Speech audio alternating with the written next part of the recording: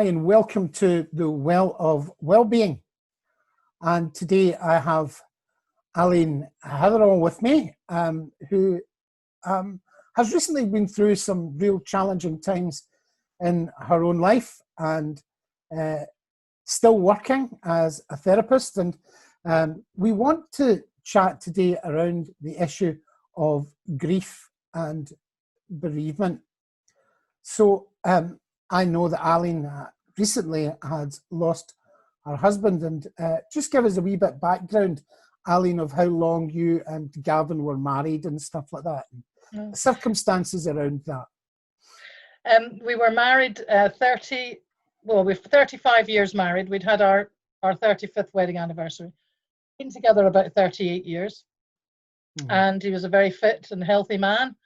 And he died 62 years old. He was 62. Mm-hmm. Which is young. Mm-hmm. And he just was diagnosed out the blue, completely out the blue, with colorectal cancer. And it was already stage 4. We'd literally come back from a ski trip and just unbelievable. And it was a runaway train and he did his best to catch it, but he couldn't. Mm-hmm. And he died last September. So I did take time off work. I was obviously not fit to work at the start, but I went back to work 6 weeks ago. Mm-hmm. So that grieving experience in your life, Allene, tell me how you first reacted to that. I mean, was it different because he'd had a long illness, and so how did you react to the circumstances of Gavin dying? I mean, everybody is different, aren't they? And everybody's circumstances are different. For me, I had already had grief in my life. My parents both died when I was 23. My father died of cancer, and I helped to nurse him. And then my mother was killed in a car crash 3 months after he died. So that was a big grief period in my life. And then I had a baby that died of cot death as well. That would be 25 years ago. So Gavin and I knew when my parents died, I was with my husband. So we went through that together, and then the loss of our baby. And because he had cancer, we had time. You know, I think in some ways, I don't think there's a better way to die. If it's a sudden death, it's better for the person that dies, and I think. But we did the one thing was we got to speak about it all, and we got to.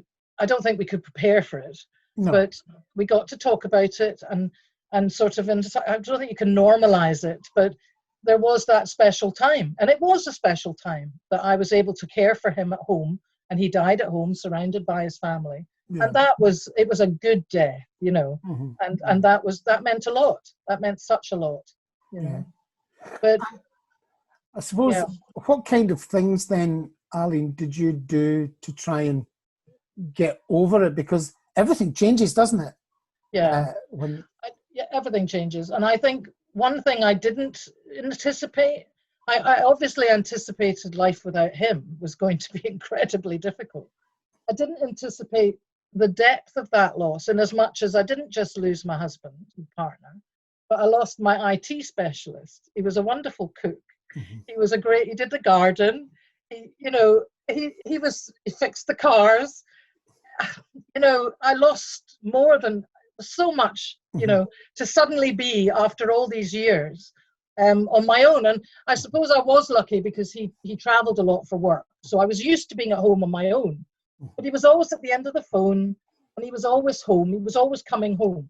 And that was very difficult to realize that, well, he's not coming back this time. And being, there's feelings of being vulnerable, because if anything ever went wrong over those 38 years, he was there. Now if something goes wrong, it's just me, you know. I have to fix it, and that's been really hard. That's been really hard. And the loneliness, obviously, I mean, you know. Yeah, absolutely. And I suppose it highlights that that we as human beings are interdependent on one another, which is completely different from codependency, of course, but we're interdependent. We bring something to one another, and then being left on your own. So what kind of things did you do to try and get over this? I mean, I suppose there was I'm very blessed with having an incredible circle of friends and family. Although they're not here, I'm living in an area, I'm not close to family or friends, really. I have some friends locally, but not old, good, really good friends.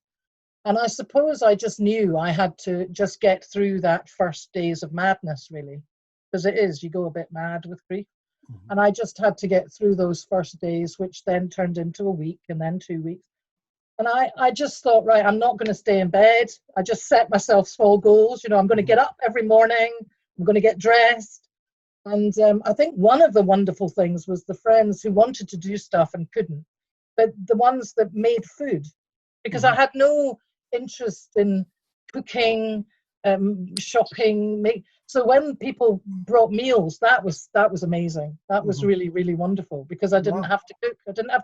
I couldn't think straight about, you know, you're really just in a fog those initial days. So and just set small goals. And and then slowly I sat around a lot.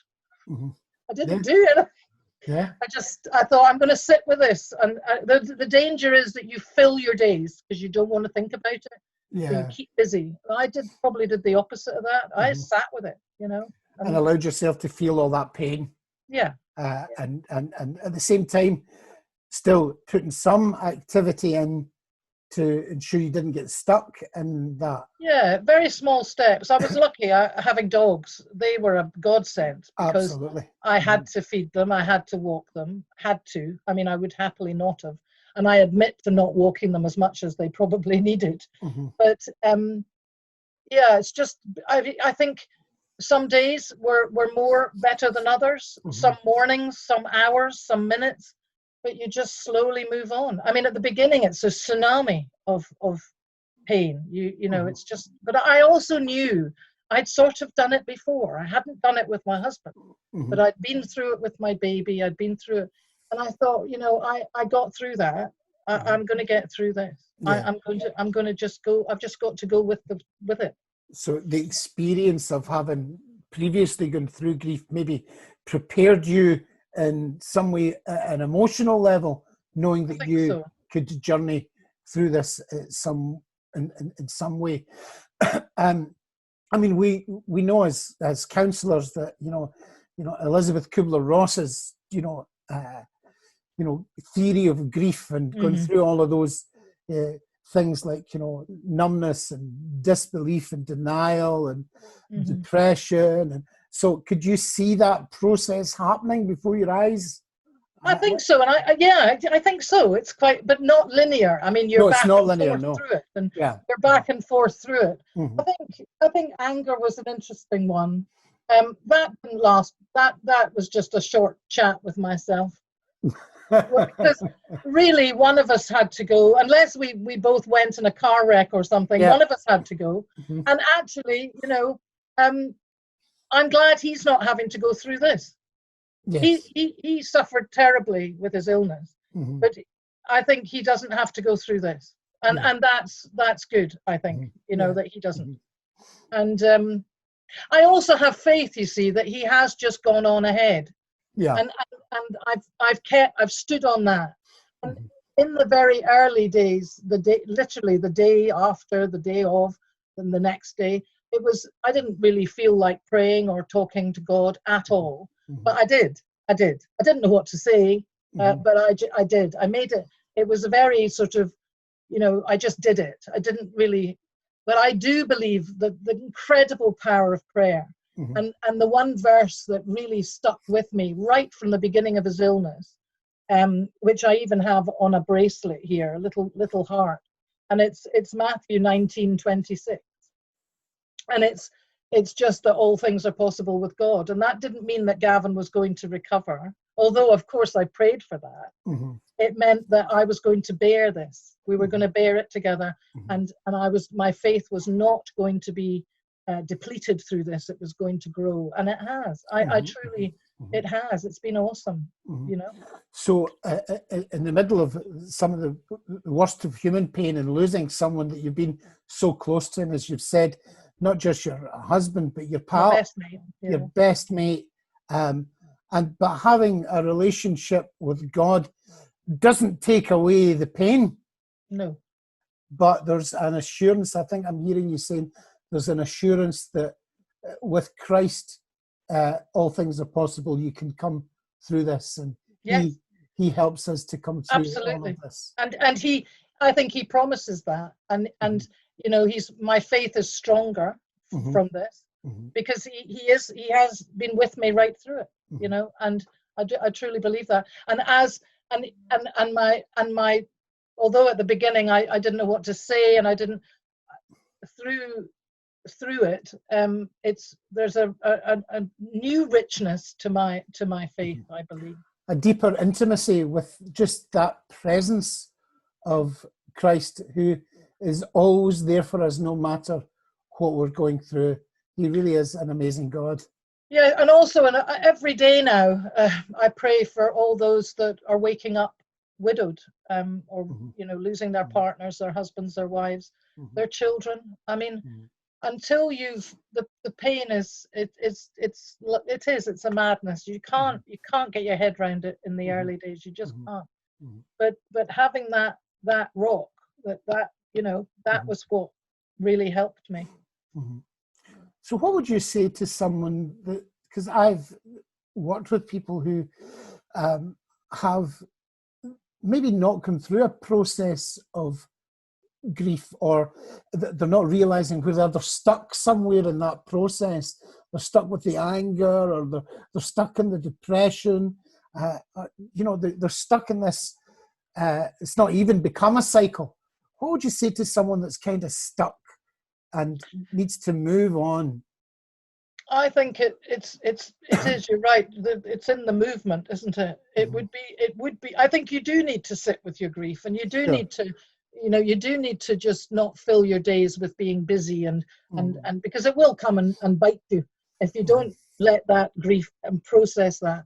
And I don't think, and I think it's, although the tsunami goes, you can still get a big wave now and again. Yeah. And something will just trigger something, and you can have that again. But it's taking those small steps, just little steps, and everybody does it their way. And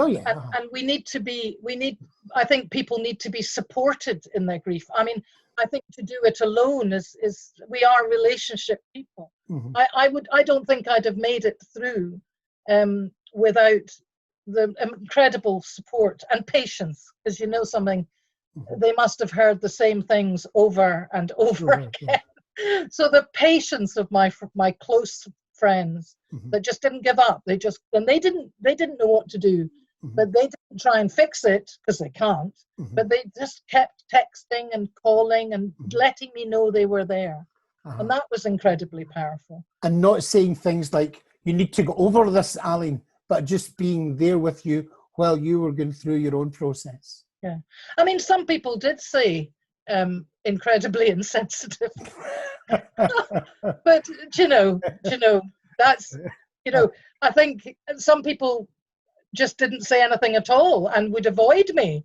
That's, you know, but that's not about me. That's about them, and death makes people rather uncomfortable. Yeah, it's one of these taboo subjects, isn't it? Yeah. But I think getting staying and trying not to shut yourself off from everybody.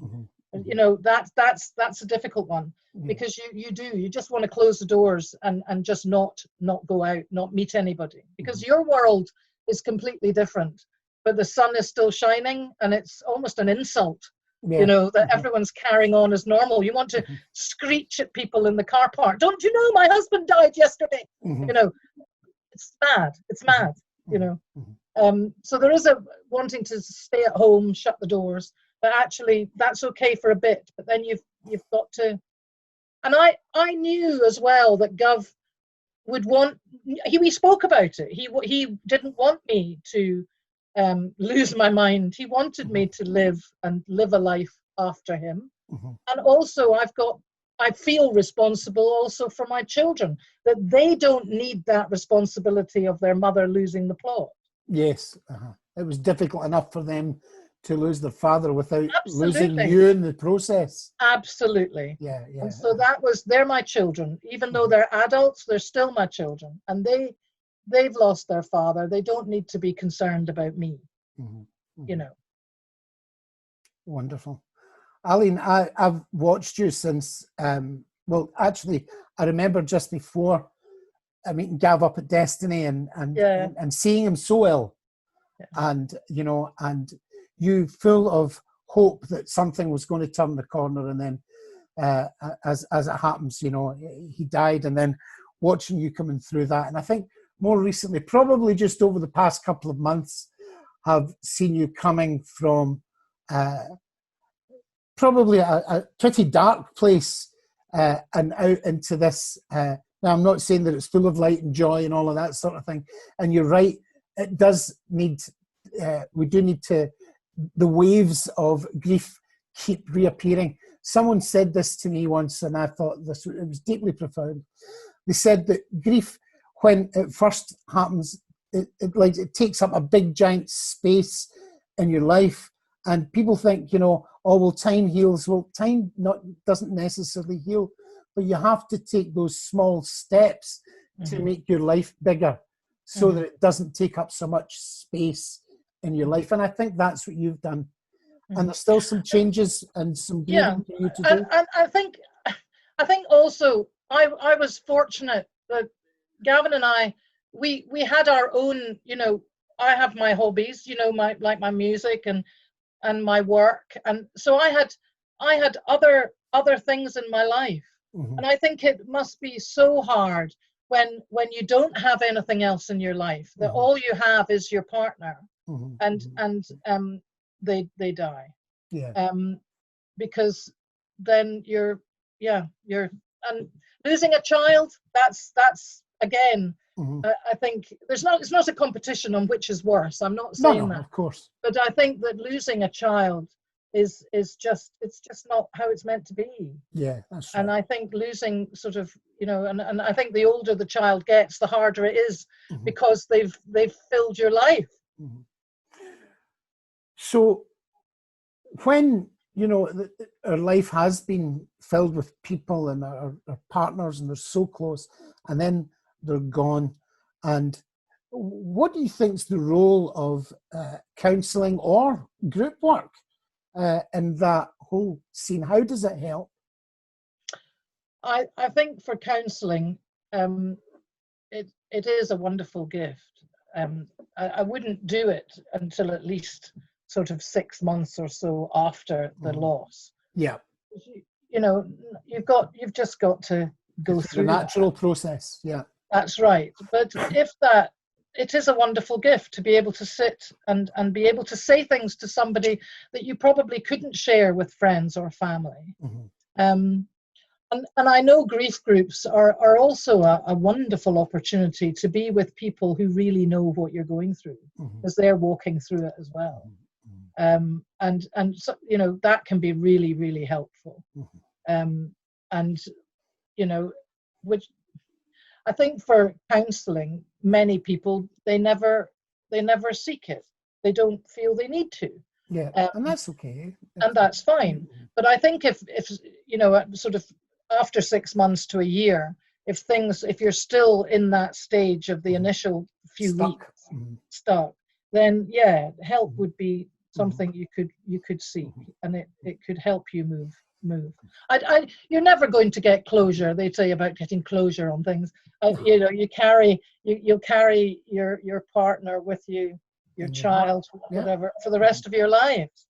But you learn to live better with it. You can learn to live with it, and that becomes easier. And time, it is a cliche, but time is indeed all that can help. Yeah. And so just to finish off our conversation, it might be a strange way to finish off this conversation. However, what are the worst things you can say to someone that is recently bereaved? Well, first of all, asking how old they were, as if that's well, he was, there's a sort of limit, if he's over a certain age, then it's, your grief isn't justified. Oh, well, he's in a better place. He's now, we'd actually quite like him to be here, actually. And, he's not suffering. One person said to me, well, at least he's not in pain anymore.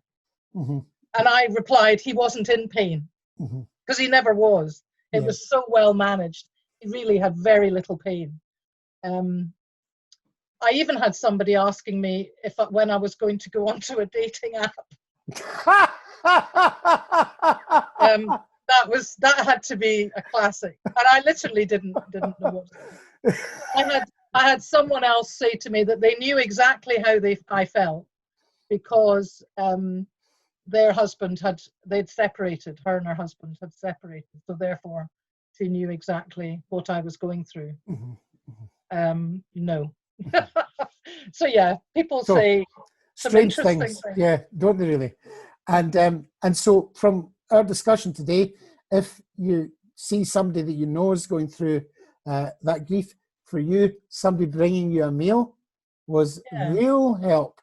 Yes, that was. In the early days, that was just wonderful. And also, don't be frightened to go up to someone and say, I heard about your husband, your child, whatever, and just say, I really don't know what to say, but I just want you to know I'm here. And is there anything I can do? Yeah. I'm here, because we don't know what to say often. That's right. And that's okay, because you're not meant to fix anything, but just that hug, just that crossing the street and saying hello, or sending a text or a card, just that contact is really important. Yes, my dad's wife died just a couple of weeks ago, and he'd been married. So, I mean, I was a young adult when they get married, but they had been married for 39 years, I think. Wow. And I've been over to see him a few times, and it was very difficult. I actually took the funeral, which is in lockdown, which is horrendous, because people are all sitting. I know. Oh, dear. And a family that was quite... Time you want a hug. Yeah, they can't do it, Well, some of them did. My brother said no, he obeys the rules. So, but anyway, but watching him and those first couple of days, first couple of weeks, he's 86. Oh. I now see him as a wee old man, and really struggling for those first couple of weeks. But his wee pal, my dad's a wee ex-railwayman, and his wee pal come up and they sat out in the garden, and that meant the world to him. He said after Frank had come up, I just feel a wee bit more normal. Yeah. And it's that. I mean, it's that contact. Yes. And some of my friends, my really close girlfriends, didn't have the energy to speak to people on the phone at the start. I just didn't. I just couldn't stop crying. And but they would just send me cards, beautiful cards would pop in every week, or texts, I'm thinking of you, sending much love, and they never stopped. They just never stopped. Whereas a lot of people, it fell away. It's been 3 months now, 6 months now, but these they never stopped. They never stopped, and that has meant huge amount to me. That people are still thinking about you. Yeah, and praying for me. Yeah. Wonderful. Allene, that's been, I'm sure, an enlightening conversation for many people. And if anybody wants to get in touch or wants to find out a wee bit more about that or needs some help and support with that, we're always there at Destiny Church in Glasgow. Or if you're looking for counselling, to contact counselling@destiny-church.com. Allene, I want to thank you once again for sharing that with us. For taking this time to enlighten people, and for enlightening my life in the times that I've known you. Thanks for being a part of the college and for being a friend. Okay. Oh, Dave, thank you. I said I wouldn't cry, but now you've done it. All right. Okay. Well done. So we'll just bring an ending so you can get your tissues out now. Okay.